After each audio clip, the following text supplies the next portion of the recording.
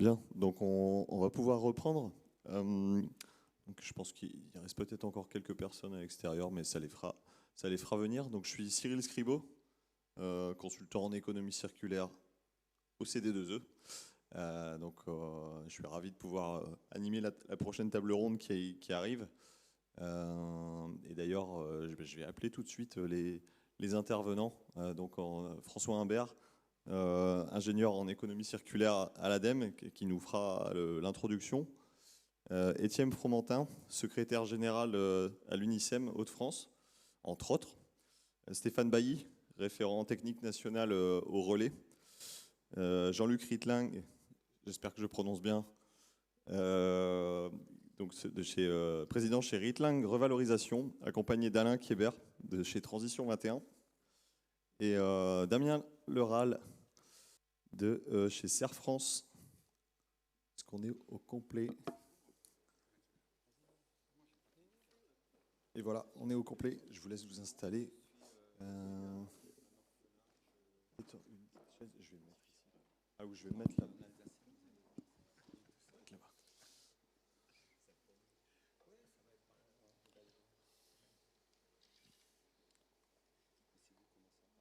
Bien, donc pour commencer cette table ronde sur le gaspillage des matériaux du bâtiment, quelles solutions de revalorisation pour y remédier? Je vous propose d'avoir une introduction par l'ADEME, qui fait partie au passage des financeurs du CD2E, et qu'on remercie d'être présent. Merci Cyril, bonjour à tous. Je voudrais remercier aussi les interventions de ce matin, que j'ai trouvé très très inspirantes. Donc là, on va pouvoir parler lutte contre le gaspillage de matière. Peut-être commencer par la notion d'efficience matière. Donc, efficience matière, ça veut dire consommer moins de ressources pour un même usage. C'est aussi utiliser des matériaux qui sont moins impactants. Il y a une logique de performance écologique.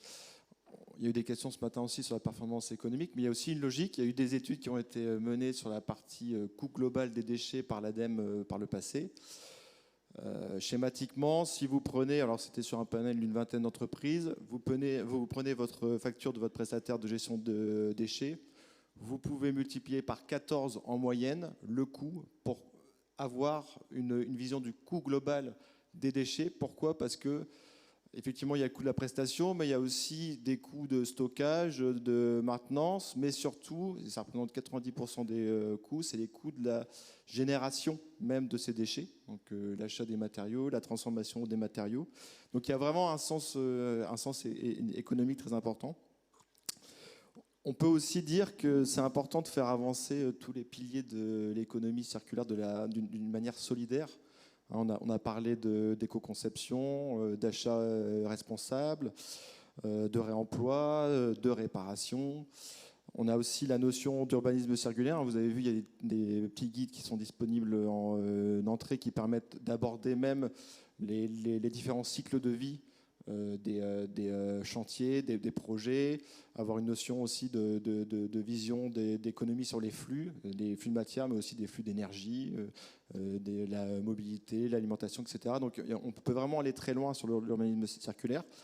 Une fois qu'on a fait un petit peu tout ça, comme cette logique de prévention amont, et qu'on ne peut pas réemployer, qu'on ne peut pas réparer, il y a quand même cette partie recyclage qui arrive et qui est très importante pour lutter contre le gaspillage des matériaux.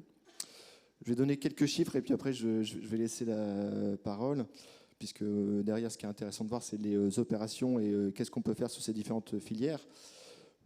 Sur l'étude de préfiguration d'AREP qui avait été menée il y a quelques années, en termes de chiffres pour le recyclage, par exemple sur le plâtre, on est sur un gisement à 570 000 tonnes de plâtre à recycler par an, et malheureusement on n'est qu'à 16% de recyclage. Sur le verre plat, 200 000 tonnes de déchets de verre plat, 3% de recyclage. Le plastique, 170 000 tonnes, 17%. Laine minérale, 250 000 tonnes, 1%. Donc il y a vraiment une marge de progression très importante et il ne faut pas laisser de côté ce sujet. Au contraire, il faut vraiment qu'il soit activé d'une manière solidaire, en tout cas avec les autres piliers de l'économie circulaire. Bien, merci François. Et autour de la table, d'ailleurs, on a différents acteurs à différents niveaux qui interviennent sur ces sujets. Tu as évoqué le plâtre, ce sera évoqué aujourd'hui. Je vois aussi qu'il y a des gens qui feuillettent le document là, dont tu as parlé, qui est disponible. Il est à la sortie, de l'amphithéâtre. Je vous propose qu'on commence ce tour de table.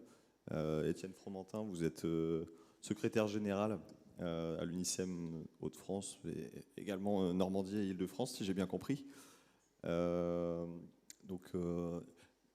tu peux t'occuper de la partie PowerPoint, s'il te plaît. Merci. L'UNICEM, donc fédération qui rassemble les producteurs de matériaux minéraux qui fournissent les bâtiments, le secteur du bâtiment et des travaux publics. Vous nous proposez de faire le topo. Oui, c'est pour passer les slides. Vous nous proposez de faire un tour d'horizon, justement, de où on en est sur ces matériaux minéraux. Je vous laisse la parole. Merci Cyril, bonjour à toutes, bonjour à tous.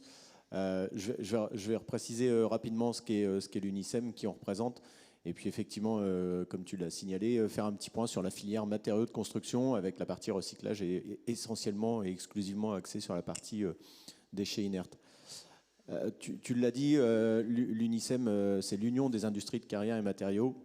On fédère un certain nombre de branches d'activités, les deux principales étant les activités extractives de roches et de minéraux en vue de faire des sables et des graviers, des granulats plus communément appelés. Et on a également au sein de notre fédération les fabricants de béton prêt à l'emploi et les entreprises de valorisation de déchets inertes. On reviendra sur cette partie justement déchets inertes. Au global, c'est une diversité d'acteurs, hein, vous le voyez, 9 syndicats de branches, je ne m'étends pas sur tous ces syndicats de branches, mais on est vraiment situé en amont de la filière du BTP. On approvisionne toutes les entreprises de bâtiments par le biais du BPE notamment et de travaux publics avec les granulats. On traite d'un certain nombre d'enjeux. Le principal, c'est l'approvisionnement durable, c'est quelque chose qui nous est cher. L'approvisionnement durable, qu'est-ce que c'est ? C'est approvisionner des besoins en matériaux de construction sur des notions de proximité et des distances courtes. Le granulat est un pondéreux à faible valeur ajoutée. Je prends toujours l'exemple que quand vous avez un camion à 40 tonnes de granulat, il y a 400 € à 500 € de marchandises. Et le coût du transport double tous les 50 km. Donc l'idée, c'est vraiment d'avoir une notion de proximité pour approvisionner les besoins. Et on travaille actuellement avec l'Adréal, entre autres, mais qui est maître d'ouvrage pour la rédaction du schéma régional des carrières sur ce sujet. Le thème de biodiversité, je ne m'étendrai pas aujourd'hui dessus, c'est pas le cœur du débat, mais la biodiversité et les enjeux environnementaux sont très très importants. Vous imaginez bien qu'on est en lien direct avec du foncier, avec des enjeux environnementaux qu'on se doit d'appréhender au mieux, les enjeux de réglementation. Et puis ce qui nous réunit aujourd'hui, c'est l'économie circulaire. On se serait vu il y a 10 ans, l'UNICEM ne serait pas autour de cette table ronde parce que les adhérents, nos entreprises, ne voulaient pas entendre parler de granulats de recyclage. C'est clairement, c'est basique, hein, c'est une part de marché qui était prise par des granulats de recyclage et ce n'était pas forcément bien identifié. Et en 10 ans, les enjeux ont vraiment évolué pour appréhender, répondre aux tendances sociétales aussi. Hein, finalement, il y a les aspects réglementaires qui impulsent des dynamiques. Et puis, effectivement, ces tendances sociétales et un besoin de réponse au marché. Pour conclure sur l'UNICEM, alors le schéma est peut-être pas très clair à l'écran, je ne vois pas ce que ça donne, mais c'est juste pour dire que les granulats, ça répond à un ensemble de besoins et vous l'avez en répartition. Si je simplifie un peu le schéma, on va dire que, merci Cyril, on a 30% des matériaux à peu près qui vont dans les usages béton, prêt à l'emploi, industrie du béton. On a, ici c'est marqué 8, mais on va dire en Hauts-de-France, après les ratios sont un peu différents, mais c'est les ratios nationaux, mais en Hauts-de-France on est entre environ 10% à destination des produits hydrocarbonés enrobés bitumineux pour peut-être simplifier, voilà, pour recouvrir nos routes. Et puis tout le reste va dans ce qu'on appelle les aménagements divers, de voiries, de réseaux divers, et d'aménagement du territoire au sens large. Et pour revenir sur quelques chiffres clés, pour vous donner un état des lieux sur les... voilà, merci Lucien, sur les quelques... Si on revient juste avant, voilà, dire que c'est des gros volumes, mais vous voyez, c'est, je dirais que 70 sites extractifs hein, en Hauts-de-France, donc sur toute la région, une centaine d'unités de production de béton prêt à l'emploi, 70 plateformes de recyclage, des démarches environnementales, et puis on aime insister quand même sur nos emplois directs, petite fédération, comparativement à nos clients bâtiments et TP, mais nos activités induisent forcément des emplois directs et indirects sur le territoire. Donc on vient au cœur du sujet. Alors un schéma peut-être un peu complexe que je vais tenter de vous expliquer, qui n'est pas du ressort, ou en tout cas de la source de l'UNICEM uniquement. On essaye de travailler collectivement, et j'y reviendrai ensuite avec des partenaires tels que l'ODEMA ou la CERC pour alimenter ces données. Mais avec ce schéma, on voudrait illustrer le fait que les matériaux de construction s'insèrent dans un global, et qu'il ne faut pas distinguer granulats naturels de granulats de recyclage. On ne peut pas dire les granulats de recyclage, on va en faire ça. Il faut les privilégier par rapport aux granulats naturels, parce qu'on est dans un ensemble de réponses aux besoins d'un marché. Donc sur les déchets inertes, vous avez à gauche donc la totalité de déchets inertes produits dans la région Hauts-de-France avec 15,6. Je vais essayer d'arrondir pour pas à chaque fois mettre les virgules. Mais donc voilà, un peu plus de 15 millions de tonnes de déchets inertes, dont on sait que 4 millions sont réemployés. Ce matin, le terme de réemploi a été évoqué, essentiellement sur la partie bâtiment et pas forcément sur la partie travaux publics. Là, on est vraiment sur la partie travaux publics, les notions de déblai, remblai, réutilisation des matériaux excavés.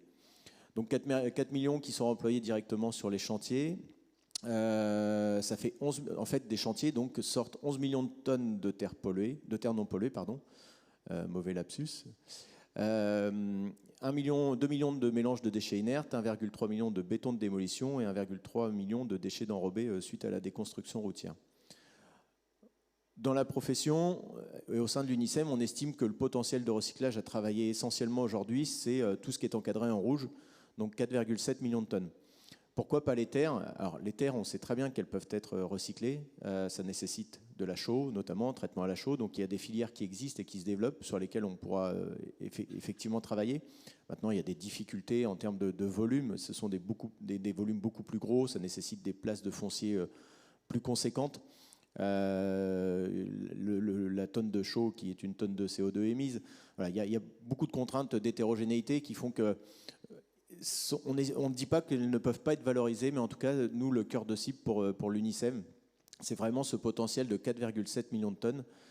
Et vous voyez que sur ces 4,7, on a aujourd'hui 3,5 millions de tonnes qui sont recyclées sur des plateformes ou sur des carrières. On est intégré dans un travail collectif avec tout un tas d'entreprises qui font du recyclage, qui sont adhérents aux travaux publics. Et aussi, aujourd'hui, vous avez des carrières qui accueillent des déchets inertes pour recycler ces matériaux. Quand on fait le global sur la ligne en dessous, donc sur ces déchets inertes, donc je disais 3,5 millions de tonnes recyclées, 4 millions de tonnes réemployées, on a de la valorisation en carrière. Qu'est-ce que c'est la valorisation en carrière? Ce sont ces fameuses terres non polluées qu'on ne sait pas recycler, qu'on accueille sur des sites de carrière pour leur aménagement. Dès lors qu'on accepte ou qu'on prend ces terres pour remettre en état à terme la carrière, c'est considéré comme de la valorisation par les services de l'État. Et puis enfin, 2 millions de tonnes qui sont éliminées en ISDI. Et donc, au global, sur les 15 millions de tonnes de matériaux inertes, aujourd'hui, 11 millions de tonnes sont recyclées, réemployées ou valorisées. Donc, on a deux indicateurs qu'on aime mettre en évidence. C'est le taux de performance de la filière inerte, 71%, et le taux de recyclage par rapport au potentiel de recyclage. Et je pense que c'est important toujours de s'entendre sur ces termes, parce que le taux de recyclage, on pourrait dire finalement, c'est 3,5 sur la totalité de déchets inertes. Il faut vraiment considérer le potentiel de recyclage.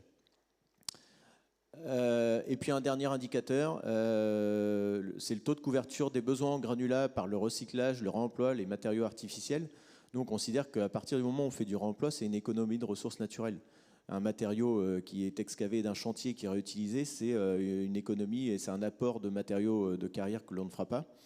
Et donc les besoins en Hauts-de-France, si on rajoute ce réemploi, c'est 32 millions de tonnes de besoins qui sont couverts par des matériaux artificiels, par du réemploi, par du recyclage et le reste par des matériaux naturels.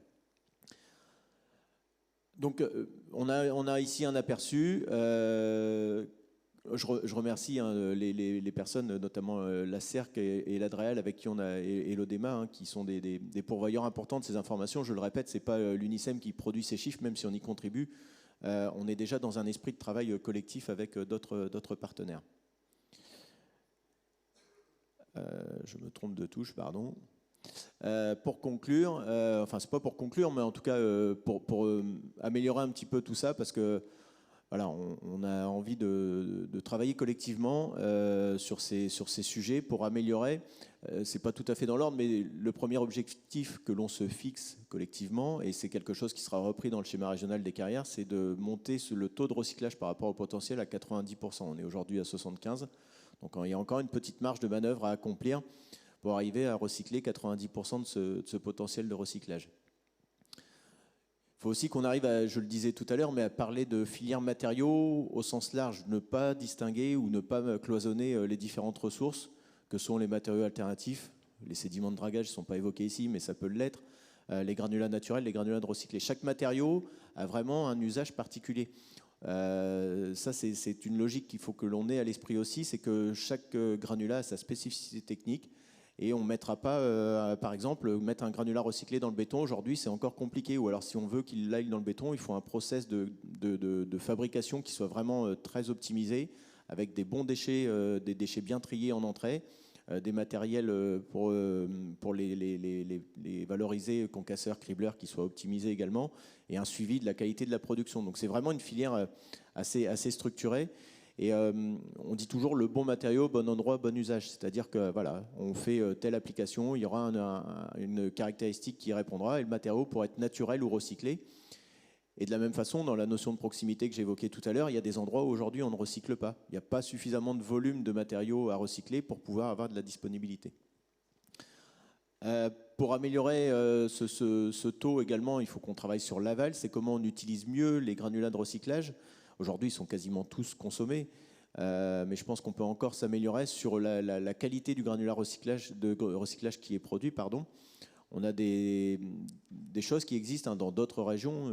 Ciel, tu disais que j'intervenais sur la Normandie. On a développé un label qui s'appelle Matériaux Normandie et qui consiste à faire monter en compétence les acteurs du recyclage pour bien identifier leurs matériaux qui sont produits, leurs matériaux recyclés qui sont produits. Et on a un lien avec les collectivités pour les rassurer sur l'utilisation du granulat de recyclage in fine. Et en rappelant ça aussi ces notions de dire sur votre territoire, oui, vous avez de la disponibilité de granulat de recyclage, ou vous êtes dans un territoire plutôt rural avec peu de démolition et la disponibilité en granulat de recyclage sera plus difficile. Et puis collectivement, alors quand je dis collectivement, c'est très large, hein, mais c'est tous les acteurs institutionnels et économiques de la région. Il faut qu'on améliore la comptabilisation et le suivi. Si je regarde Virginie, elle pourra me dire que c'est assez compliqué d'avoir un inventaire exhaustif. On a encore beaucoup de plateformes qui ne sont pas dans nos radars. Enfin beaucoup, j'exagère peut-être un peu, mais en tout cas, on a encore quelques plateformes qui ne sont pas dans nos radars. Il faut vraiment travailler sur le suivi de ces données. Donc on a lancé quelques pistes qui sont sur la table. Lutter contre les dépôts illicites, parce que je pourrais avoir la question après de dire mais quand vous nous avez présenté les chiffres tout à l'heure, si on fait le total de ce qui est recyclé, mis en carrière, réemployé, etc., on n'arrive pas sur nos 15 millions. Aujourd'hui, on a encore malheureusement des déchets de chantier, des déchets inertes qui partent sur des dépôts illicites. Il faut qu'on arrive vraiment à résoudre ce problème.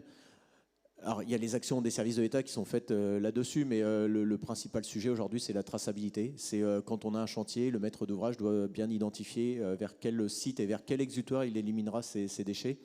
Et il y a un gros travail de traçabilité à mettre en place. Alors, c'est en partie résolu aujourd'hui avec les notions de RNDTS pour ceux à qui ça parle. Mais voilà, les notions de traçabilité, on insiste dessus pour pouvoir bien identifier les sites et récupérer le maximum de matériaux à recycler. Et puis, comme je le disais, voilà, c'est se mettre autour de la table et partager ces informations pour voir si on est d'accord déjà sur les termes. Je pense qu'il y a des notions de vocabulaire qui sont très importantes. Et puis avoir la notion de comment fonctionne cette filière pour essayer d'améliorer et d'arriver à ce taux de 90% à terme. Bien, merci Étienne. On est ravis de vous accueillir ici pour développer ces échanges justement. Et on voit qu'il y a, en tout cas, on part d'un constat assez précis. Il y a de la demande aussi. Enfin, il y a de la demande. En tout cas, il y a un besoin de matière. Faire un travail sur la demande, peut-être que c'est une des choses ça fait partie des choses qui sont à travailler. Tu as parlé de co-valorisation aussi, enfin de travailler avec d'autres déchets. Ça, c'est des choses qui sont peut-être à retenir. J'ai pas forcément de questions tout de suite, mais peut-être qu'on peut prendre une ou deux questions. Et puis si on a le temps, on en reprendra sur la fin de cette table ronde. mais s'il y a des questions dans l'immédiat, on peut. Sinon, on enchaîne. On enchaîne. Alors, on va rester sur les déchets de l'industrie minérale. Et alors, Ritling Valorisation a été accompagné par Alain Kieber, qui sont donc sur le sujet ici, un gros sujet, celui qui a été évoqué en introduction, la valorisation du plâtre.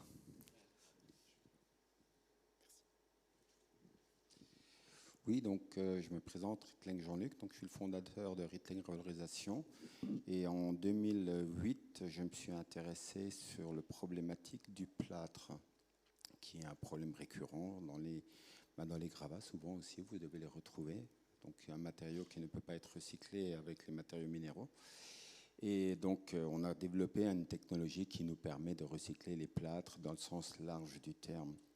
Donc sachant que il y avait des industriels qui sont présents, je dirais, sur le marché, qui savent bien faire le recyclage du plâtre, on va dire de construction neuve, mais subsister quand même dans la déconstruction les plâtres qui, eux, sont souillés, je dirais, par de la laine de roche, de la laine de verre. Ça peut être du polystyrène, ça peut être des rails métalliques, ça peut être de la faïence, ça peut être tout objet qui peut coller, je dirais, sur une plaque de plâtre lors de la déconstruction. Et celle-ci se retrouvait dans des sites de stockage dédiés, de classe 2, et donc qui n'étaient pas réutilisés. Et en volume, ça représente quand même dans les 10 kilos par habitant par an, donc ce qui n'est pas négligeable. Maintenant, on a un recul de 10 ans d'expérience et on a un savoir-faire qui permet de récupérer tous ces déchets de plâtre et de pouvoir les valoriser. Et donc, ils sont réintroduits dans la filière des industriels du plâtre, mais aussi dans d'autres industriels qui les utilisent, tels que les cimentiers, ou d'autres activités qui commencent à prendre son chemin au niveau agricole. Donc Alain Kieber, j'accompagne Ritling Revalorisation sur le projet d'une implantation dans l'Oise, à Honneuil, près de Beauvais, d'une seconde usine donc, de recyclage de déchets de plâtre. Le but étant, comme tu l'as dit Jean-Luc, de fournir l'industrie du plâtre en gypse, pour éviter l'enfouissement d'abord, parce qu'on est loin de vos performances chez Unicem. On n'est pas à 71% dans cette filière, plutôt la moitié, aux alentours du tiers aujourd'hui, est recyclé. L'autre est enfoui, et c'est extrêmement dommage, parce que ça occupe du terrain. Ce n'est pas un déchet tout à fait inerte, le plâtre. Il peut réagir avec la biomasse, notamment pour produire des gaz sulfureux, donc c'est embêtant. En plus, ceux qui enfouissent restent propriétaires de leurs déchets, donc il y a quand même cette espèce d'épée de Damoclès sulfureuse au-dessus d'eux. Et puis évidemment, tout ce qui est recyclé, on recycle dans les 92% des déchets qui nous arrivent, sont livrés sous forme de gypse, eh bien, ça évite l'extraction. Évidemment, donc ce projet sur Honneuil, évidemment, il n'est pas fait. C'est un projet, on espère produire à la fin de l'année 2024. On est soutenu par l'ADEME, que je remercie ici, dans le cadre de cette implantation. Évidemment, les investissements sont coûteux. C'est pour ça que ça ne s'est pas encore fait aujourd'hui.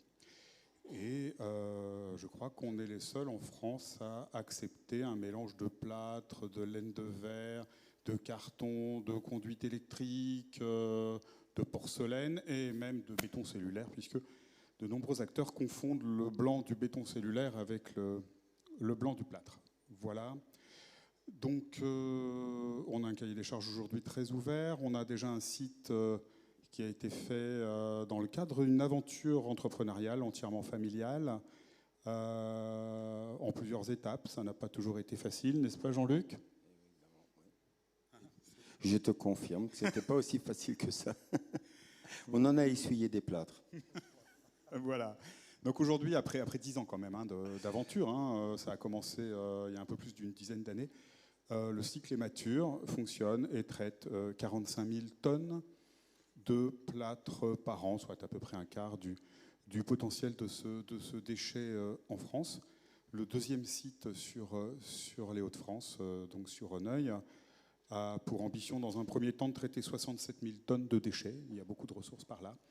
Et à terme, 150 000 tonnes de déchets plâtres seront traités. Soit à peu près un quart du marché français à terme. On pense que ce volume de déchets va augmenter, puisqu'on a employé avec le temps de plus en plus de plâtre, notamment de panneaux plâtre dans les bâtiments. Voilà, 21 salariés, 30 emplois en 2030 et un peu plus de 10 millions d'euros d'investissement. En termes environnementaux, ce qui nous préoccupe beaucoup, on le reverra notamment sur la raison d'être de l'entreprise, une consommation réduite. On va réduire nos émissions de gaz à effet de serre, essentiellement dues au fait du transport, en se rapprochant des sources de déchets, puisqu'aujourd'hui on collecte en Normandie, on collecte un petit peu sur les Hauts-de-France, on collecte sur Paris. Donc évidemment, en s'implantant dans l'Oise, on n'aura plus besoin de transporter ces déchets jusqu'en Alsace. Il faut savoir qu'on est sollicité même depuis la Provence, sur le site d'Alsace. Donc il y a un vrai besoin sur cette filière. Et puis évidemment, le gypse, on va le livrer, et on va le livrer très proche, 500 mètres, je crois. Peut-être 550. Voilà, donc juste à côté, à l'usine Signat, qui est située à Honneuil, raison de l'implantation à proximité d'un consommateur. Voilà. Pas trop d'eau, et donc sur ce site, ce seront 60 000 tonnes de déchets qui ne seront plus enfouis, mais refournis sous forme de gypse. On a bien sûr fait une étude environnementale que je n'ai pas trop détaillée, mais il y avait évidemment un peu d'impact que l'on a compensé, notamment en acquérant des terrains qui vont être préservés et qui vont garder leur destination environnementale, notamment en zone humide. Le procédé, ça se voit bien? Oh, ça va quand même. Donc la collecte en bleu en haut, le flux entrant qui provient de collectivités, qui provient de déchetteries, qui provient des constructeurs, évidemment, d'industriels. De plus en plus, d'ailleurs, ce sont les éco-organismes ici présents qui organisent cette filière. C'est assez récent. On a reçu quelques cahiers des charges cette année. Voilà, quelques appels d'offres. Le procédé lui-même consiste à trier, broyer, séparer et surtout vérifier la conformité, et notamment être certain de l'absence d'amiante. C'est rare, mais on doit le contrôler systématiquement et rigoureusement dans des délais assez courts pour pouvoir arrêter un lot. En sortie du procédé, on a bien sûr du gypse. Donc le gypse, c'est quoi? C'est du plâtre avec de l'eau. Vous avez peut-être fait ça chez vous. Le plâtre est sec et le gypse, on le mélange avec de l'eau et il récupère ces molécules d'eau et il redevient une roche. Voilà. Et donc ça, c'est un procédé totalement, c'est un processus quasi naturel, totalement réversible. On rajoute l'eau, on a du gypse, on enlève l'eau, on a du plâtre, pour faire court. Mais c'est une eau qui est associée à la molécule, c'est pas juste un mélange d'eau, quoi. C'est chimique, voilà. Des métaux, évidemment, qui viennent de la filière bâtiment, notamment les rails du placo, des gravats aussi, qui se trouvent inévitablement dans les déchets, et nos refus de tri. Donc 8% de nos produits aujourd'hui sont des refus de tri, qui restent enfouis aujourd'hui. On a des réflexions pour réduire encore ce volume, de la R&D essentiellement. La raison d'être, très clairement, on est un acteur de l'économie circulaire. Voilà. On souhaite et on continue de progresser. Le site d'Honneuil en est la principale illustration aujourd'hui. Évidemment, on est soucieux de nos parties prenantes, de leur bien-être, la compétence interne, notamment des collaborateurs. Voilà. On a toujours cherché à ouvrir le cahier des charges des collecteurs de déchets pour leur simplifier la vie. C'est pour ça qu'aujourd'hui, on accepte désormais le béton cellulaire parce qu'ils ne savent pas en faire la différence et on va en faire notre affaire. Innovation constante, on le voit pour Honneuil, mais on le voit aussi pour réduire nos déchets ultimes enfouis. On a des projets dans ce domaine aujourd'hui qui sont d'ailleurs subventionnés par la BPI, que je remercie au passage. Je ne sais pas s'il y a des membres dans la salle. Voilà. Et ce projet aujourd'hui est en Alsace, le berceau donc de Rittling Revalorisation, et sera étendu sur Honneuil quand on passera à la phase d'industrialisation. Et on cherche aussi à réduire notre empreinte environnementale. Une illustration, on cherche à remplacer le transport routier en partie par du transport fluvial. Voilà. Bon, le planning, voilà. Bon, ce qu'il faut retenir, c'est qu'on a déjà franchi 2 étapes que sont l'autorisation des établissements classés. Voilà, c'est validé. On a reçu hier, Jean-Luc, Hier, voilà, on a reçu l'autorisation hier, voilà, donc c'est assez récent. En fait, on a passé au CODERS déjà au mois d'octobre, mais on a eu l'officialisation hier par recommandé. Voilà, donc c'est une actualité tout à fait récente. Je vais essayer de ne pas déplacer les 10 minutes. On est bon là? On est bon. encore bien. Félicitations en tout cas. Et la suite, c'est donc éventuellement, il faut purger les recours ICPE, acquérir le terrain. Et bien sûr, le gros morceau, là maintenant, c'est d'arrêter le plan de financement. Voilà, donc mise en service attendue pour décembre 2024. Marche plus, lui? Ah, c'est... Ah si, pardon. Donc un premier site aujourd'hui industriel mature et viable en Alsace, dans la région Grand Est. L'engagement de toute une famille, il n'y a pas que Jean-Luc, il y a toute la famille qui est derrière et depuis longtemps sur ce projet. Une symbiose aussi vraiment importante à développer encore avec les acteurs du territoire, donc du Beauvaisis bien sûr, de l'Oise, des Hauts-de-France. Ça c'est un facteur clé de succès, de réussite pour implanter un procédé novateur et quand même un peu consommateur de capitaux. Les lois sur l'économie circulaire, évidemment, nous aident aussi, parce que si on n'avait pas donné une valeur à déchets, on ne l'aurait pas recyclé. C'est pas du tout rentable de vendre du gypse, soyons très très clairs. C'est possible parce que le déchet est taxé et que du coup, le déchet vient chez nous et non pas en enfouissement. Et des aides publiques à l'investissement qui sont tout aussi indispensables. Donc voilà, nous, on écrit l'avenir dès aujourd'hui, notamment dans l'Oise. Oui, il manque quand même une slide, mais bon, c'est pas très grave. Voilà, merci. Eh ben, merci à vous pour votre témoignage et donc une aventure qu'on continuera de suivre. En termes on peut prendre une ou deux questions encore une fois dans la salle si le sujet interpelle.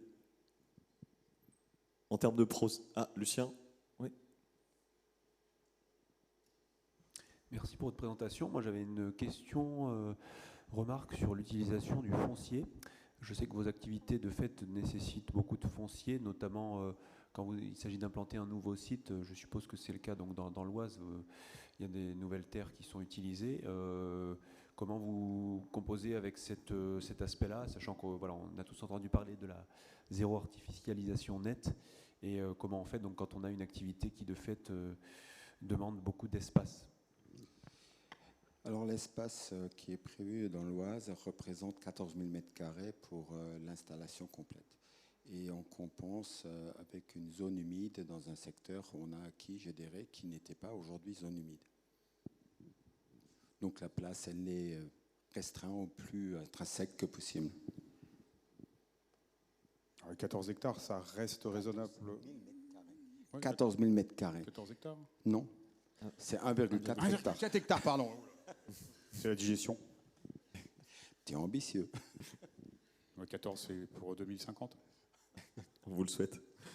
Quant à la zéro artificialisation nette, c'est important, mais c'est encore loin d'être malheureusement partout réalisable. Il aurait fallu qu'on se retrouve un terrain déjà existant. On a privilégié la proximité, la réduction du transport routier. L'usine Signat qui consomme le gypse étant implantée à proximité. C'est un choix. On est voisins de route. Bien, merci. Une autre. Je me permets juste un complément, Cyril. Zéro artificialisation ne veut pas dire plus de construction. Le tout, c'est de trouver des solutions intégrées dans un environnement pour construire ces nouveaux projets aussi. Les collectivités, je ne sais pas s'il y en a à la salle, mais ça va complexifier la rédaction des documents d'urbanisme pour planifier les activités, mais ce n'est pas parce qu'il y a de zéro artificialisation que ça va limiter ce type de projet. Merci pour le complément. Une autre question, Frédéric, et puis on prendra monsieur. Oui, donc Frédéric Sey, directrice du CD2E. Alors peut-être quelques mots, en fait, d'abord, je les vois, ils discutent entre eux, mais c'est pour vous, messieurs, en fait, la question, c'est vous êtes venus vous implanter en Hauts-de-France, donc on est ravis, en fait, que cette compétence, elle arrive chez nous. Je crois comprendre que c'est parce que vous avez, en fait, des clients qui sont juste à côté, vous avez un peu évoqué. Est-ce que vous allez être monoclient, en fait, dans ce lieu-là? Vous me voyez venir, en fait, sur la question du monoclient, de la question de la préservation de votre indépendance, de l'absorption possible, en fait, de votre activité. Comment vous imaginez la suite, en fait, de votre développement avec les 14 hectares ou les 1,4, en fait, parce que j'ai compris qu'effectivement, j'ai bien compris que vous étiez sur cette zone-là. Alors effectivement, il y a parfois des mots nécessaires qui sont d'utiliser de l'espace pour pouvoir faire du recyclage. Et puis une deuxième question, en fait, qui sont sur les 8%. En fait, c'est peu et beaucoup, en fait, de rejets, en fait, que vous avez, que vous enfouissez. Qu'est-ce qui reste, en fait, à faire sur ces rejets, en fait, que vous n'arrivez pas à recycler? Qu'est-ce qui vous reste là-dessus? Qu'est-ce que c'est? C'est du mauvais tri de départ? Qu'est-ce que c'est? Et comment on pourrait justement baisser ces rejets pour arriver à 5, 3, 2, j'en sais rien, pas 0 parce que c'est compliqué, mais en tout cas aller au plus bas. Alors, clients et rejets, donc Jean-Luc, nos clients, c'est qui? Alors, oui, donc on a plusieurs clients, effectivement. Alors, la priorité de nos clients, enfin, je dirais la genèse de nos clients, était le grand public. Donc, les industriels du plâtre ayant eux-mêmes déjà mis en place une filière qui permettait de traiter les déchets de plâtre de leurs clients, c'est-à-dire des plaques neuves qui servaient, je dirais, qui étaient des plâtres uniquement propres, et subsistait quand même, je dirais, cette grande masse qui venait des collectivités, qui eux-mêmes, je dirais, ils généraient des déchets de plâtre via, je dirais, les individus. Mais on a aussi des industriels qui consomment du plâtre et qui ont des refus, qu'on traite. Et on a également, je dirais, des autres industriels tels que, je dirais, les déconstructeurs qui utilisent ça en grande masse, je dirais, qui sont connus au niveau national. Donc il y a cette panoplie, je dirais, de clients à qui on apporte une solution pérenne pour le déchet de plâtre. Alors, vous posiez la question par rapport aux 8% de rejet. Sur le 8% de rejet, on a effectivement aussi énormément d'incivilité des gens, parce que c'est quelque chose qui est encore pas tout à fait rentré dans les mœurs, de faire du tri en amont. Donc, on se retrouve avec des gravats, on se retrouve avec des sacs poubelles, parce que les gens ils prennent un morceau de plâtre, ils le mettent dans le sac poubelle pour l'emmener à la déchetterie. Donc ça, on le retrouve donc dans les 8%. On a également, je dirais, les gaines électriques qui aujourd'hui, je dirais, qu'on retrouve aussi dans les 8%. On va retrouver, je dirais, également une partie de laine de verre et de polystyrène qui se retrouve là-dedans parce qu'ils sont en contact de sulfate. Et donc le sulfate, du coup, ne permet pas de les incinérer, qui ne serait pas très élogieux non plus. Mais pour répondre encore à votre question également, on est en train de travailler sur un procédé qui permettra d'arriver à 99% de recyclé. C'est-à-dire que les 8%, on va les réduire à 7%, et on est en train de faire des tests à échelle, je dirais, industrielle chez nous en Alsace, puisque l'Alsace est et demeurera le RID, je dirais, de nos futures implantations, où on développe, sachant que l'installation qui est à Rohr est le pur fruit de notre entreprise qui n'existe pas sur le marché, sur lequel on a fait des dépôts de brevets pour pouvoir le protéger un petit peu, notre savoir-faire aussi. Et donc on est dans cette perspective, je dirais, d'arriver d'ici un an et demi, je pense, à résorber les 8%, à les réduire à 7%. Peut-être une précision, nos clients sont en amont. On est positionné comme les grandes et moyennes surfaces, on n'a que des clients quasiment. Les déchets, on leur rend ce service, donc ce sont des clients. Voilà. Et c'est l'essentiel, vous l'avez compris, puisque le gypse a une faible valeur, c'est l'essentiel du chiffre d'affaires de Ricklane.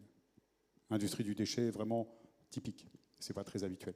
Ce qu'on peut rajouter également sur le sujet, c'est que le plâtre, c'est donc du CaESO4, H2O, qu'on retrouve en abondance en France ou dans d'autres pays voisins, un peu moins en Allemagne, où ils sont beaucoup plus sur le sulfogypse, qui est, je dirais, la déflagration, je dirais, des cheminées de charbon, donc sur les centrales thermiques. En France, heureusement, on n'en a presque plus. On est essentiellement sur le nucléaire. Mais par contre, on a des bassins de gypse naturel, en l'occurrence sur la région parisienne, qui fait que du plâtre, on en aurait suffisamment pour les centaines et des centaines d'années encore. Donc le recyclage a beaucoup de mal encore à vouloir percer parce que l'industrie du plâtre, je dirais, n'a pas forcément envie de se retrouver potentiellement avec un risque sanitaire, avec un plâtre qui pourrait être souillé avec quelque chose. C'est ce qu'il disait Alain tout à l'heure, c'est qu'on a un protocole ultra drastique sur le suivi de la qualité de notre chip, sur la pureté, sur la présence de fibres, mais également sur la présence d'amiante. Donc c'est-à-dire qu'aujourd'hui, on a un laboratoire qui nous permet de détecter ou pas dans les heures qui suivent où on sort l'échantillon de test. Merci. On avait peut-être une dernière question, monsieur. Oui, Romain Tournois, SMA. Si j'ai bien lu vos chiffres tout à l'heure, à peu près, votre production actuellement avec l'usine de Lorraine, ça représente 25% de notre besoin en plâtre sur la France. C'est pas la Lorraine, c'est l'Alsace, si je me permets. Pardon. Dans l'Est, avec votre usine dans l'Est. Ça me va bien. Ça représente 25% des besoins en France Non. On génère environ 650 000 tonnes de déchets de plâtre en France. Ça, c'est à peu près les chiffres qui sont retenus par l'ADEME. Nous, on peut le certifier dans le sens où on a des collectivités et des départements complets où on traite depuis maintenant une dizaine d'années. Donc, en faisant une règle de 3, on tombe sur 10 à 11 kilos par habitant par an. Donc, ça s'est révélé juste depuis maintenant ces décennies. Et donc, on représente, je dirais, même pas, maintenant, on représente un petit quart, même pas un quart, je dirais, du recyclage qui se fait aujourd'hui. Par contre, on a des consorts qui aujourd'hui recyclent aussi. Donc, on a traité sur l'année 2022 environ 150, 160 000 tonnes qui ont été traitées sur la France. Mais en gros, on construit 4 usines comme la vôtre en France et on n'a plus de déchets plâtre. Encore faut-il que, je dirais, les collectivités et que les institutions incitent, je dirais, les gens à faire le tri en amont et de mettre des bennes spécifiques. Les éco-organismes qui aujourd'hui sont très dynamiques dans le sens et qui vont faire avancer très rapidement, je pense que oui, parce qu'on sent déjà cette mouvance, mais ça mettra encore un peu de temps. Malheureusement. Merci, je vais me faire mettre du temps, on va s'arrêter là. Il nous reste 2 interventions encore. Je vous propose d'aller faire un tour du côté des biosourcés avec Stéphane Bailly, qui est référent technique national au relais, oui, et qui a développé un matériau qu'on ne présente plus, hein, le métis. merci. Bonjour à toutes et à tous. Je vais essayer d'être très simple, et ce qui n'est pas toujours évident avec la façon de travailler dans le textile, parce qu'il y a beaucoup d'acteurs. Et le relais aujourd'hui, c'est une entité qui a 30 ans, hein, 35 ans, que vous me faites conscience. On vous en remercie, et ça nous permet de pouvoir toujours créer de l'emploi. Et je rappelle que notre premier métier, quand même, c'est la création d'emplois. Donc, un grand merci pour vos dons. Rentrons dans le sujet. Donc, la filière du remploi du textile, le remploi des isolants textiles, puisque ce sera le sujet que j'aborderai. On ne peut pas l'aborder sans parler d'abord de l'amont de la filière textile. Je serai assez rapide, mais il y a quand même des chiffres qu'il faut avoir en tête. Aujourd'hui, en France, il y a à peu près 350 000 tonnes de textiles par an. Donc ça, c'est le marché du neuf.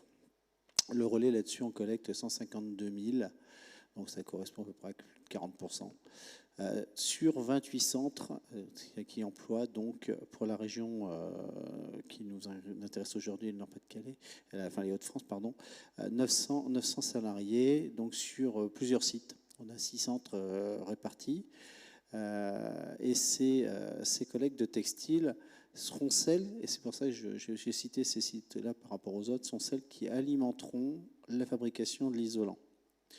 Parce que même si le relais aujourd'hui a une croissance, et c'est dû, vous l'avez bien compris, à la hausse du nombre de textiles qui rentrent sur le marché, hein, on a des acteurs très connus qui font des prix très bas et qui font en sorte que la fast fashion nous émeut, nous attire, nous fait sortir nos cartes bancaires. Il faut tout regarder derrière, c'est qu'il y a toute la problématique du déchet, et nous on est sur cette problématique-là. C'est qu'au relais, on collecte, c'est très bien, on crée de l'emploi, ce qui est magnifique, puisqu'on est vraiment on est dans l'insertion. Près de 40% de nos salariés sont dans l'insertion. Mais à un moment donné, il faut aussi trouver les exutoires, parce que c'est bien beau de les collecter, il faut les renvoyer vers des solutions de réutilisation. Et donc là, on est sur les boutiques de recyclage. Hein. Vous connaissez certainement Dunk Frank, mais il y en a d'autres, hein, des recycleurs textiles, des fripiers, hein, pour être très clair. Donc ces friperies, elles peuvent absorber. On a un commerce extérieur aussi sur l'international, l'Afrique et le côté Asie. Donc on renvoie vers ces pays aussi des matières qui pourront être soit réutilisées, soit recyclées pour en faire d'autres choses qui reviendront chez nous et qui repartiront encore par la suite. Donc c'est une boucle. Et pour en venir au sujet d'aujourd'hui, il y a une partie dans laquelle on est rentré il y a 15 ans. C'est la transformation des vêtements coton lourds, les jeans et les velours, tout simplement parce que c'est ce qui est la majorité des produits qu'on collecte. Si je faisais un petit sondage aujourd'hui là dans l'hémicycle, le nombre de personnes qui ont un bleu de jean, je ne devrais pas être loin de 30%. Ça fait en sorte que notre matière première, c'est vraiment le blue jean et le velours, et qui va rentrer dans un process industriel, tout simplement parce que déjà le relais est intégré, lui, dans des filières de REP depuis bien longtemps, avant même qu'on mette des noms comme TLC, Refashion et autres. Le relais, vous imaginez qu'on n'a pas attendu il y a 35 ans que ça existe pour pouvoir se mettre en place. On en est très heureux qu'ils soient là parce qu'ils vont accompagner aussi le mouvement de la collecte et du tri. Et en même temps, des lois arrivent et ces lois sont intéressantes puisque la loi anti-gaspi, la loi AGEC, a créé, en plus de la REP textile, il y a une REP bâtiment. Et cette REP bâtiment, elle a pour avantage de pouvoir promouvoir aussi les matériaux recyclés. Et nous, dans le principe de Métis, c'est qu'on est un matériau issu du recyclage. Donc on n'est pas un matériau recyclé du bâtiment, mais on est un matériau du recyclage qui, depuis quelques années, a séduit le cœur de pas mal de personnes, puisque aujourd'hui on sort 2000 tonnes de textiles, donc de Métis par an. Et on a une capacité aujourd'hui qui est au chiffre du relais d'à peu près 4000 tonnes. Donc on est à 50% de notre capacité. Alors aujourd'hui avec les centres de tri du Nord, du Grand Nord, enfin Hauts-de-France, et si on rajoute les centres de tri de France et des bornes qu'on pourrait rajouter par la suite, on arriverait à plus de 4000 tonnes, on arriverait à 6000 tonnes, on pourrait aller jusqu'à 6000. Bon, après... encore faut-il que le marché puisse accepter 6000 tonnes de coton cyclé. Donc ça, c'est pour la partie donc, du recyclage. Donc Métis, c'est réellement un produit issu du recyclage avec cette vocation de créer de l'emploi. Et dans la création de l'emploi, il y a évidemment la création de l'emploi, dans la fabrication d'isolant, il y a également la fin de vie de l'isolant. Bon, on en reparlera dans 50 ans, mais on a déjà aujourd'hui des produits qui ne sont pas déconstruits, mais on a des chutes, on a des restes de chantier, on a des choses qui doivent être éliminées. Donc, c'est des choses sur lesquelles, aujourd'hui, on va chercher des exutoires. On a un éco-organisme auquel on est adhérent qui s'appelle Valobat. Très heureux d'être chez Valobat. C'est un choix commun à plusieurs personnes de la filière, à plusieurs membres de la filière du bâtiment et des écomatériaux. Et, je crois pas mal de personnes de l'AICB sont adhérents, donc avec des solutions qui sont attendues pour nous accompagner, pour pouvoir valoriser au mieux nos produits. Donc ça, c'est important parce qu'on cherche vraiment à boucler le fait de dire on peut prendre un produit, le recycler en un blue jeans, en faire un isolant. Cet isolant, on le met dans une maison, mais on va absolument, et ça c'est la volonté du relais depuis bien longtemps, tant mieux les éco-organismes, c'est de pouvoir retransformer cet isolant en un matériau soit de construction, mais ça peut être compliqué parce qu'il y a tout le normatif derrière, mais on a des pistes, soit en un autre matériau, une autre utilisation, un deuxième emploi.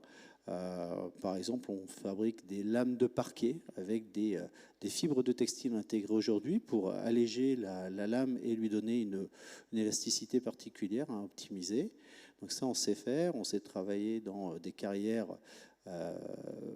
équestres, donc les paddocks, dans lesquels on vient alléger les sols aussi avec des fibres de textile. On est sur l'industrie huîtrière ou la conchiculture où on va venir mettre des fibres de textile pour permettre aux huîtres de s'accrocher.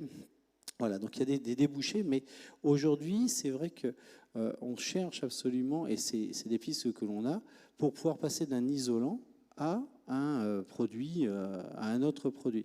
Donc Métis, on a des pistes qui sont déjà positionnées. C'est pour ça qu'aujourd'hui, on est très heureux de pouvoir être ici dans l'hémicycle avec vous pour vous montrer qu'on peut partir d'un produit qui était un déchet, d'en faire un isolant qui a toutes ses caractéristiques aujourd'hui reconnues, vie technique et autres, et que ce produit, dans une vie future, pourra peut-être éventuellement repartir. Et ça, c'est la question que l'on pose aussi aux gens du CSTB, que l'on pose à pas mal d'acteurs du bâtiment au niveau de ceux qui nous encadrent. Comment pourra-t-on repartir d'un déchet dans quelques années ?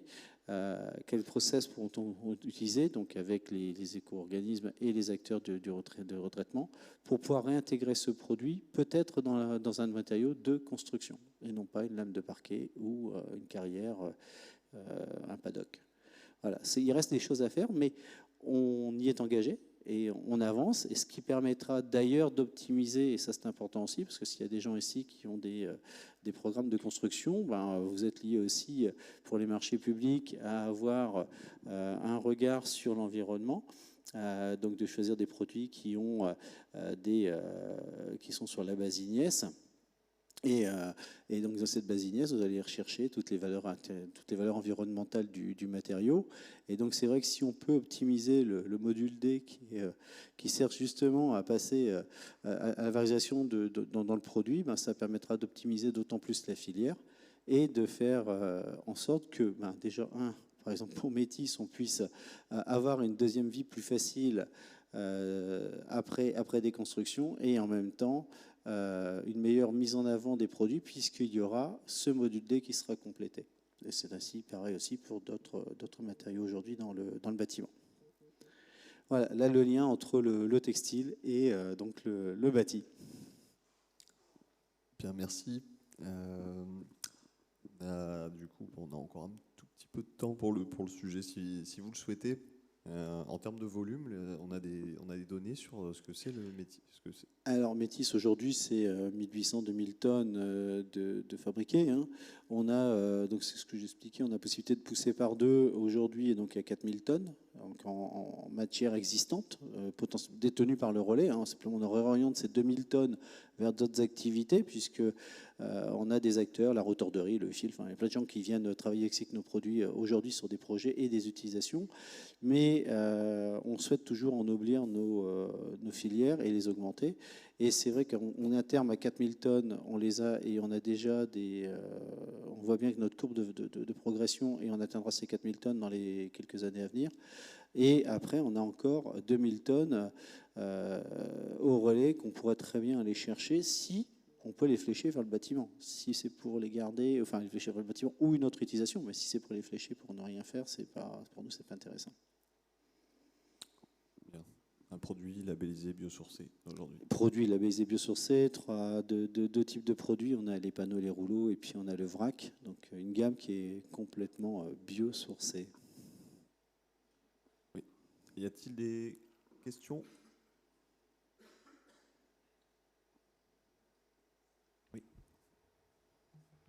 Moi, j'en ai une en fait sur le Métis. Est-ce que vous avez des concurrents aujourd'hui? J'ai la réponse, mais bon, je veux quand même que vous entendre sur le sujet.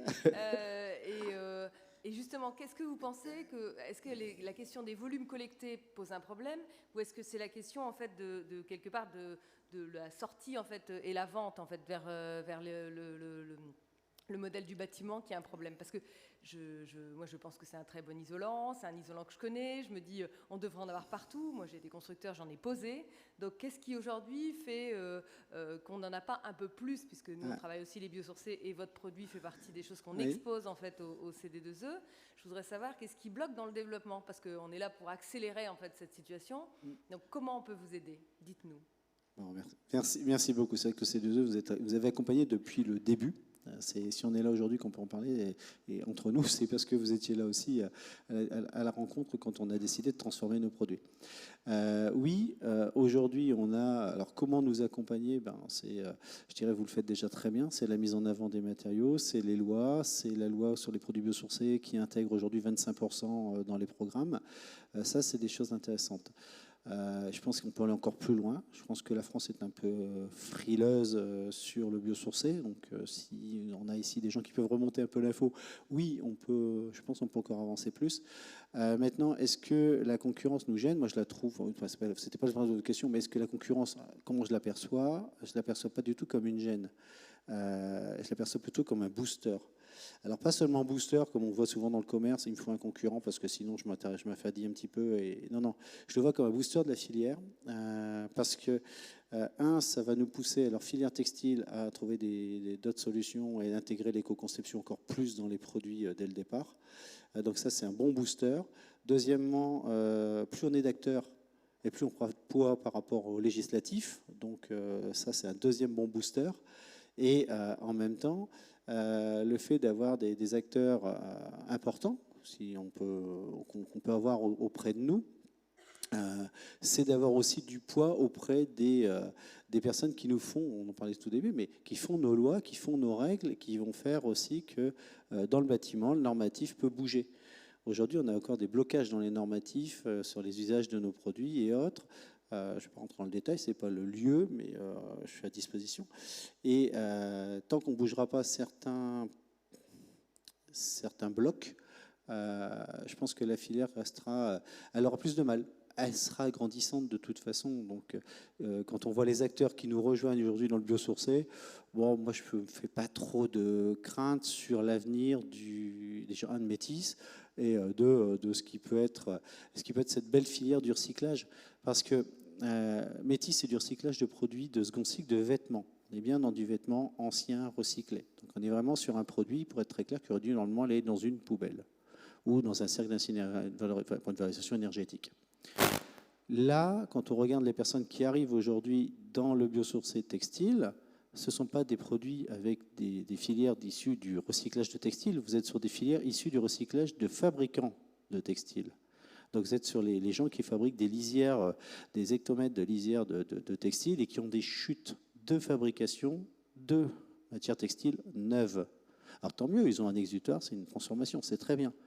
Mais on n'est pas sur les mêmes produits au niveau d'autres aspects environnementaux que l'on peut retrouver après. Mais ça, c'est pareil, on peut en discuter aussi. Mais on est dans un recyclage qui n'est pas de la même... C'est toujours un recyclage, mais on est sur deux familles différentes, entre l'ancien et le neuf. Bien, merci. Et si on veut continuer les échanges, vous aurez un stand du relais pendant la pause. Mais avant cette pause, justement, un dernier point avec Damien Leral. J'espère que je prononce bien. Conseiller d'entreprise chez Serre France, vous avez accompagné en particulier le groupe Wilbert dans la mise en place de centres de tri, de recyclage. C'est à vous. Oui, le support de présentation, il est sur le PC. Sinon, sans support aussi, ça fonctionne.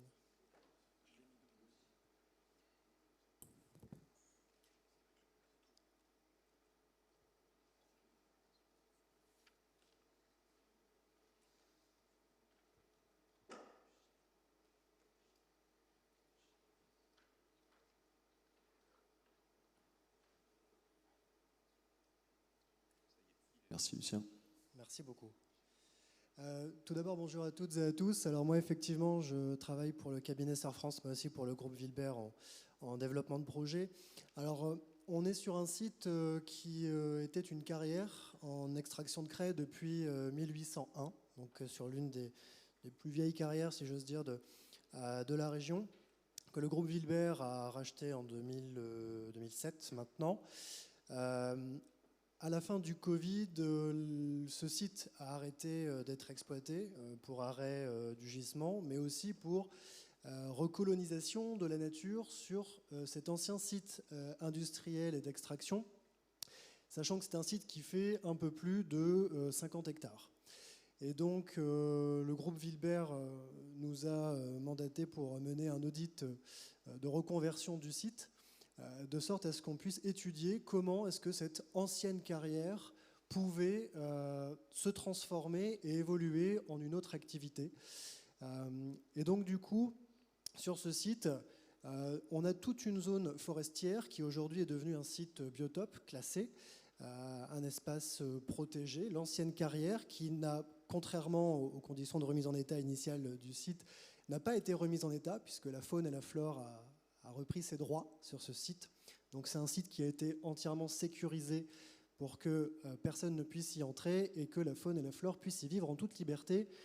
Et à côté, il y avait tout le site avec plus de 2 hectares de bâtiments et un peu plus de 5-6 hectares en terre qui restaient en espace industriel à exploiter et sur un site qui ne présentait pas d'intérêt écosystémique majeur, qui pouvait être reconverti. Et donc le groupe Wilbert est une entreprise de travaux publics, une entreprise d'hydrocurage, une entreprise aussi de démolition, qui travaillait du coup avec énormément d'acteurs sur le territoire, d'acteurs comme Veolia et comme d'autres entreprises du bâtiment, le groupe Wilbert a été sollicité pour accueillir des déchets à un moment donné. Et donc l'idée de devenir un centre de surtri, de revalorisation et de préparation de matières premières recyclées coulait finalement de source, puisqu'on était en plus sur un site avec un espace couvert de bâtiments très important, qui était déjà conçu pour le séchage des granulats et de la craie à l'époque, donc sur un bâtiment qui était déjà conçu pour la ventilation, éviter l'empoussièrement, etc., qu'on peut retrouver sur des activités telles que la revalorisation effectivement de plâtre ou de tout autre matériau d'ailleurs. Sur ce site, ce que je souhaite surtout vous présenter aujourd'hui majoritairement, c'est l'activité qui est liée au recyclage des menuiseries et du verre, principalement, puisque là on a vu le granulat, on a vu le plâtre et puis les textiles.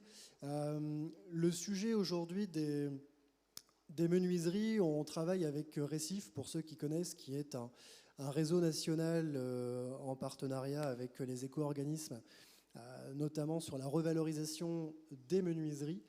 Et donc on a mis en place tout un espace d'atelier sur une entreprise de l'ESS et d'insertion, tout un atelier de démontage de ces menuiseries qui demande un travail manuel précis, qui est difficilement industrialisable à l'échelle de machines, puisque le démontage des menuiseries ne peut encore se faire en grande partie qu'à la main, sauf pour la partie où on utilise une cisaille. Et donc c'est un projet qui allie aujourd'hui l'insertion, qui allie la non-réartificialisation de sols supplémentaires, puisqu'on a reconverti un ancien site industriel pour cette activité. Et puis notre emplacement qui est sur Beauval, donc entre Amiens et Doulan, à 15 km au nord d'Amiens, permet un maillage territorial assez intéressant, notamment pour répondre aux besoins de tous les menuisiers et de tous les artisans qui posent ces menuiseries et qui du coup font aussi de la dépose et récupèrent ces menuiseries. Sans compter qu'on est face aujourd'hui à une difficulté, puisque le réemploi en matière de menuiserie est très marginal, très pauvre si j'ose dire, puisque en règle générale quand vous changez vos fenêtres, c'est tout simplement parce que soit elles ne sont plus aux normes, soit il y a un problème phonique, soit il y a un problème d'isolation, mais on peut difficilement les réemployer, sauf dans le cadre de projets comme on a vu potentiellement tout à l'heure, où on est sur de l'éco-conception un petit peu différente. Et donc aujourd'hui la solution, c'est effectivement de casser, de démonter ces menuiseries et de réenvoyer les matériaux produits, notamment le calcin pour le verre plat, en usine, de sorte à ce que, par exemple dans notre cas, Saint-Gobain et un autre partenaire puissent justement revaloriser ces matériaux et repartir dans le circuit, sachant que l'avantage de ce fonctionnement avec Récif, c'est justement que ça fonctionne en circuit fermé, c'est-à-dire que les constructeurs de menuiseries, de verre plat et de cadres alu ou de cadres bois récupèrent ces matériaux et refont des menuiseries avec. Donc on est vraiment sur une filière qui fonctionne en quelque sorte en circuit fermé. Sur ces menuiseries, ce qui est important aussi de noter, outre l'aspect insertion, c'est notamment sur les questions de recyclage du verre plat, puisqu'aujourd'hui on se rend compte que rien que sur l'étude de gisement pour notre zone géographique à Amiens, qui se limite à une petite centaine de kilomètres, avec un cœur de cible vraiment à 30-40 km, on est sur un gisement potentiel de quasiment 40 000 tonnes annuelles, ce qui est absolument colossal pour un site comme le nôtre. Ce qui fait qu'on travaille avec un autre partenaire dans l'Oise, Recycpro, qui lui en fait va gérer tout le gisement qui vient du sud des Hauts-de-France et nous pour le nord des Hauts-de-France. Concernant les partenaires, alors je pense qu'on en parle beaucoup depuis ce matin, mais je profite juste de cet instant de parole pour remettre un doigt dessus, et je remercie d'ailleurs l'ADEME d'avoir permis le financement de ce site, parce que c'est un site aujourd'hui qui mérite des machines de haute technologie, un peu innovantes, parce qu'on fait certaines choses qui n'existent pas, notamment sur la préparation du verre plat, de sorte à ce que Saint-Gobain puisse faciliter le retraitement. Et surtout, ce qui est important de noter, c'est qu'aujourd'hui, avec la mise en place de la filière REP, avec la structuration de cette filière de recyclage, ce qui est important, ce sont les partenaires. Avant toute chose, les partenaires, les organismes comme le CD2E et l'ensemble des personnes avec qui on peut travailler. Aujourd'hui, une entreprise isolée, je pense qu'elle n'est rien, en quelque sorte, en matière de recyclage et de revalorisation. Je parle notamment aussi, alors, des grosses entreprises, des grosses structures, mais aussi des petits artisans. Petits artisans qu'on voit moins souvent parce qu'ils sont un peu plus éloignés de cette théorie, si j'ose dire, réglementaire, de cette théorie qui peut être la mise en place d'une démarche RSE, d'économie circulaire, ce genre de choses, mais qui aujourd'hui ont tous un rôle extrêmement majeur. Pour vous donner une idée, le gros de nos partenaires aujourd'hui sur les gisements de ces matériaux, ce sont des petites TPE de moins de 10 salariés. Et donc, je pense qu'aujourd'hui, ce travail de coordination, ce travail de communication est, je pense, plus que primordial et plus que nécessaire en ces temps d'évolution. Donc, encore une fois, merci au CD2E de faire ce travail qui est, je pense, plus que nécessaire.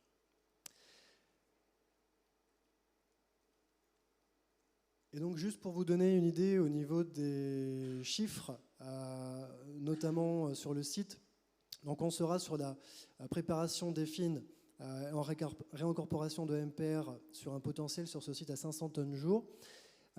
Concernant les menuiseries, on est sur un potentiel de traitement du calcin de 100 tonnes jour maximum et un démantèlement de menuiserie de 10 tonnes hebdo. Alors pour information, là-dessus, le démantèlement de menuiserie est extrêmement coûteux parce que ça prend un temps de dingue. Très honnêtement, aujourd'hui, pour démonter l'équivalent d'une baie vitrée, par exemple, il faudra compter à un agent à peu près 10 à 12 minutes. Donc si vous faites le calcul par rapport au taux horaire, ce que l'on peut produire par jour, démanteler des menuiseries, ça demande énormément de main-d'œuvre physique qui peut être difficilement remplacée par des machines. Voilà pour cette présentation. D'accord, merci. Et merci pour le clin d'œil. Hein. C'est notre rôle au CD2E d'informer, de former les acteurs. Et voilà, en tout cas, enfin, on ferait rien sans le reste du microcosme. On a parlé. Alors, il y a un sujet qui a été évoqué à plusieurs reprises. C'est celle du transport. J'imagine que quand on parle des kilomètres, on se cantonne au transport routier. C'est un sujet qu'on a évoqué tout à l'heure avec quelqu'un dans l'Assemblée. Mais est-ce que, justement, souhaiteriez, est-ce qu'il ne serait pas souhaitable d'avoir plus de transport peut-être fluvial pour pouvoir élargir ces axes? En tout cas, c'est élargir ces cercles de rayonnement. Alors je profite peut-être pour faire un petit point sur le sujet, parce que je pense qu'effectivement, dans le futur, il va falloir qu'on puisse un petit peu désengorger les routes. Nous, alors, en ce qui nous concerne, le plâtre étant, je dirais, un matériau assez dense, donc on essaye d'optimiser au maximum le transport. Donc on va avoir des plateformes de massification où on va recentrer. Mais on ne pourra pas, à mon avis, avoir 36 000 centres en France, si je peux me permettre un petit peu le jeu de mots. Ça devra s'orienter vers des centres suffisamment performants pour pouvoir avoir des coûts de traitement au plus juste que possible. Néanmoins, sur la région de Grand Est, on est en train de d'évoluer sur un site qui potentiellement aurait un accès à la voie ferrée. Alors, le fret par voie ferrée a encore beaucoup de chemin à faire, puisqu'on les avait sollicités il y a quelques années. On souhaitait, avant de faire des transferts de l'ouest à l'est, aujourd'hui qui demain seront centrés sur Honneuil, on avait essayé et le coût, je dirais, était tellement exorbitant que finalement, ça n'a pas pu se faire et ça ne s'est pas fait. Ce n'était pas une question de temps, de timing, mais c'était plus au niveau gestion, c'est très compliqué. Par contre, le fluvial est quelque chose, et je crois qu'il y a un canal qui est en train de se mettre en place et on ne peut que saluer, mais bon, je pense qu'il y aura beaucoup d'eau encore qui devront couler les ponts avant d'y arriver. mais c'est peut-être une piste qui va, je dirais, nous orienter. Et en ce qui nous concerne, nous, on cherche également potentiellement un troisième site à côté je dirais, d'un cours d'eau qui nous permettrait de faire du transport fluvial. Bien, merci. Damien, il y avait un complément Je peut-être. ne sais pas, la question s'adressait peut-être à monsieur sur le fluvial, mais un mot, je pourrais en dire beaucoup sur la profession des industries de carrière par rapport au transport alternatif. Je le disais tout à l'heure, on est sur des distances courtes qui sont recherchées au maximum pour réduire ces distances kilométriques. Le transport fluvial, il sert, mais que ce soit pour des déchets ou pour des matériaux de construction, il va servir sur des distances longues. Et la difficulté, c'est qu'on est aussi sur, vous venez de le dire, monsieur, sur des gros volumes, donc ça nécessite des espaces. Et là, on retombe sur les problématiques de zéro artificialisation. C'est que demain, même avec ce canal Seine-Nord, quand on va vouloir pré-acheminer ou post-acheminer, si on ramène des déchets de l'Île-de-France, par exemple, c'est qu'il va falloir les stocker à un endroit, et donc on va prendre des surfaces de terrain qui vont être assez conséquentes. Et je pense que dans la vision d'aménagement du territoire, il faut avoir des zones sanctuarisées pour ces activités déchets granulats ou vrac, en tout cas, pour pouvoir réussir le transport fluvial. Et sur le transport ferroviaire, je rejoins tout à fait ce qui a été dit, c'est qu'économiquement, aujourd'hui, c'est très très compliqué. Les réservations de sillons se font plus d'1 an à l'avance, et il y a de grandes difficultés à mettre tout ça en place. Juste pour apporter un complément, sur une question réglementaire, les abords de rivières aujourd'hui en France sont très souvent classés sites Ramsar, zone humide, site biotope, SNIEF 1, SNIEF 2, et je passe toute cette nomenclature super géniale. Du coup, ils développaient un site industriel à proximité des abords de ces rivières, et aujourd'hui, sur le plan réglementaire, un peu plus contraignant et compliqué. Et donc, nous, dans notre cas, alors on n'a pas de rivière à proximité, mais effectivement, la question s'est posée de réfléchir à l'implantation avec le futur canal Seine-Nord qui est en train de sortir. Et finalement, l'impact environnemental était quasiment plus mauvais en fait, d'utiliser pour nous, dans notre cas, le fluvial plutôt que le routier. Donc il a plutôt été choisi l'option d'optimiser le routier avec des bennes beaucoup plus importantes et une préparation des matières recyclées beaucoup plus fine pour avoir finalement un poids plus important. Donc on a plutôt cherché à optimiser le transport plutôt que d'opter pour un autre mode de transport alternatif. C'est pas si simple. Des réactions dans la salle? Oui.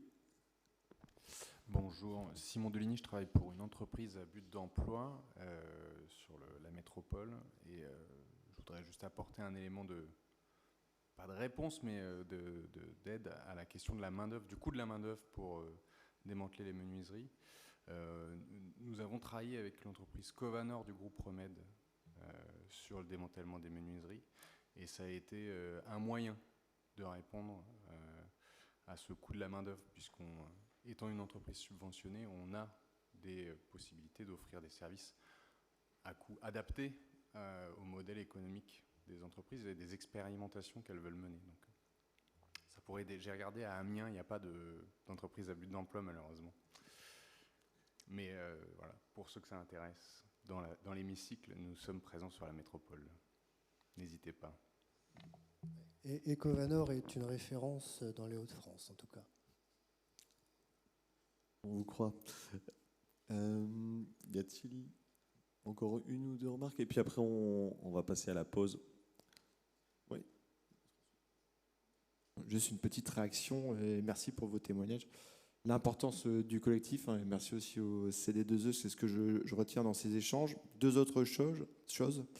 La partie du tri amont, qui doit être davantage menée pour avoir cette qualité au final. Cette qualité, on l'a compris dans vos présentations, c'est pour réincorporer les matières premières recyclées dans des produits neufs, mais dans une logique de répondre à des cahiers des charges qui sont aussi exigeants que du vierge. Donc on est vraiment sur une industrie qui répond à des cahiers des charges élevés avec des objectifs de qualité. Et sur des boucles fermées, si on peut faire du verre plat avec du verre plat, très bien, plâtre avec plâtre. Si pour le textile, c'est compliqué d'avoir des exutoires en boucle fermée, justement, c'est intéressant d'avoir des exutoires à haute valeur ajoutée, comme les isolants sur la partie du recyclage textile. Donc voilà, il y a vraiment cette logique, en tout cas, de réponse à des cahiers des charges et du rôle des donneurs d'ordre aussi pour pousser et pour favoriser l'incorporation des matières premières recyclées dans les produits. Merci François pour ce mot de conclusion. Je vous propose qu'on puisse aller faire une dernière pause avant la dernière table ronde. Lucien, pour quelle heure on se donne rendez-vous? À 15h45. Donc vous avez un peu moins d'une demi-heure. À tout à l'heure.